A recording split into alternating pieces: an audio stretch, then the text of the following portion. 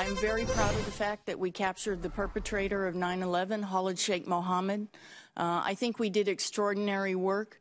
To me, the tragedy is that the controversy surrounding the interrogation program, which as I've already indicated to Senator Warner, I fully understand that, but it has cast a shadow over what has been a major contribution to protecting this country.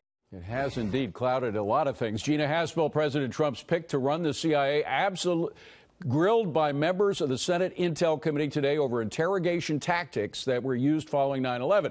But my next guest says she is truthful and has his vote. Here now is Republican Senator Jim Risch from Idaho. So, Senator, thank you for coming in. Did she change any minds today? You know, I don't know if she changed any minds.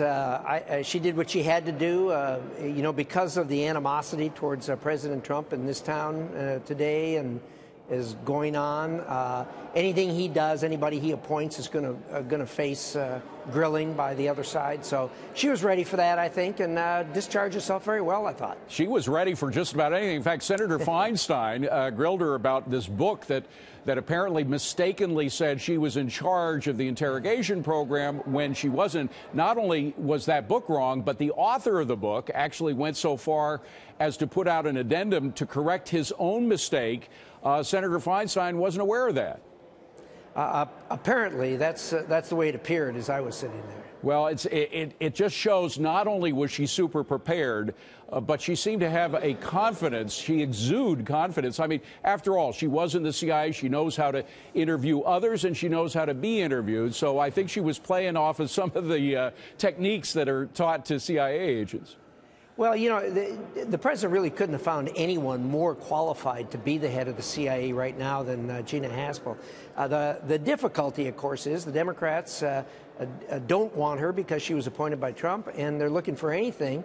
They want to relitigate a program that's been long gone. It was gone before I got here 10 years ago, and admittedly, she was at the CIA while that program was on, the interrogation program, but she had nothing to do with it. Well, and yet there continue to be these myths. I think anybody who works for the CIA who becomes somewhat of a public figure has to deal with these myths. One of those was that she was responsible in some way for destroying the tapes of the interrogation of Khalid Sheikh Mohammed.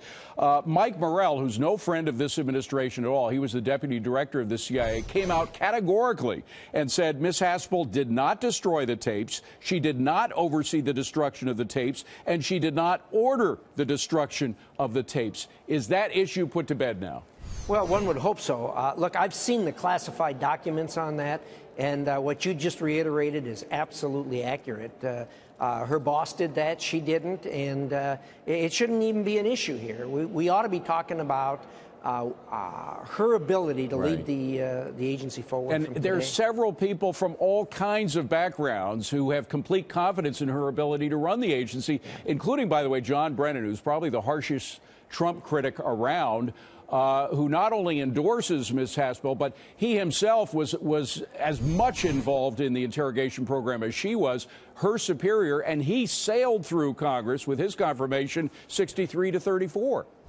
That's exactly right. And it's even deeper than that. I deal regularly with members of the intelligence community from other countries, the Five Eyes, plus other partners that we have that we do intelligence with, and they know her, they've worked with her, and they're excited to have her as head of the CIA. Senator, I'd be remiss if I didn't bring it up. We only have 15 seconds, but you're dining with the president tonight. What's on the agenda?